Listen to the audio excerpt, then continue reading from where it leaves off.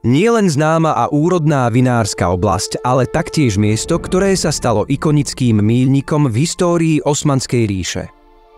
Nachádzame sa v obci Kalinčiakovo v Podunajskej nížine, kde sa úrodné pláne stretávajú s obzorom a farmári ako pán Laurinc spájajú tradície s najnovšími technológiami.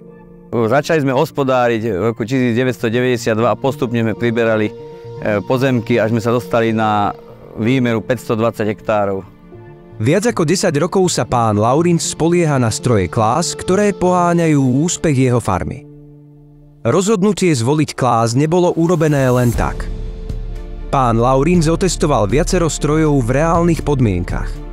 Pri výbere traktora Claas sme mali vypožičané asi 4 traktory, konkurenčné, ktoré sme skúšali na mojich pozemkoch s týmto náradím Horšteráno, ktoré sa zahlbilo skoro po rám a vtedy sa ukázalo, ktorý traktor vládze, ale ktorý nevládze, ktorý ťahá alebo ktorý neťahá.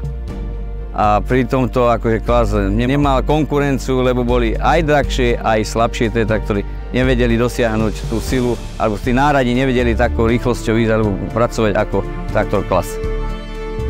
S traktorom Axion 960 zaznamenal pán Laurinc výrazné zlepšenie v produktivite a spoľahlivosti. Ktorý, ja si myslím, že je veľký prínos do našej firmy, nakoľko za 2 týždne rozrobíme celú výmeru na hlboko. Ja si myslím, že traktor Claas nie je zlá voľba pre tento región.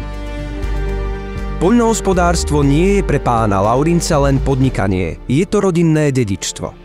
My sme farma rodinná, čiže vo farme pracujú moji 2 synovia, už máme aj mladého nástupcu, poloročného Sebastiánka, dúfam, že aj ten bude pokračovať v našich šľapajách.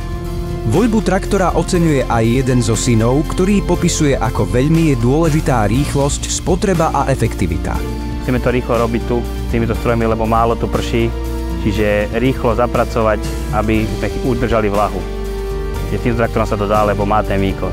Tá rýchlosť hrá veľkú rolu pri tomto stroji hlavne, lebo tento stroj potrebuje rýchlosť, aby tu zem premiešalo s tou slamou. Keď nemá rýchlosť, to nerobí to takú prácu, ako keď to má rýchlosť. Potrebuje tu tých 11-12 minimálne, aby to robilo dobre. Je tam výborná prevodovka, keď vládze, je na 1200, keď nevládze, pridá si na 1400, 1500, ako potrebuje. A tam tá spotreba je potom viditeľná.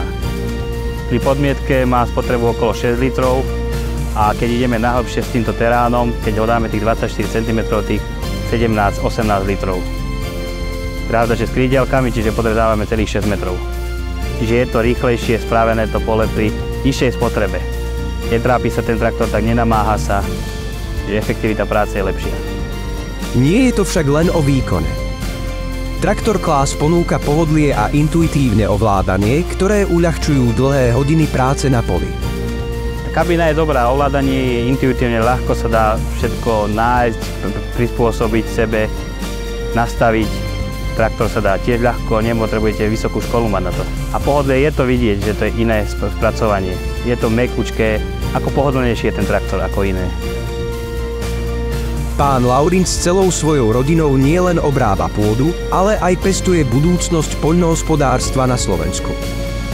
A Agral je jeho hrdým pozorovateľom aj pomocníkom.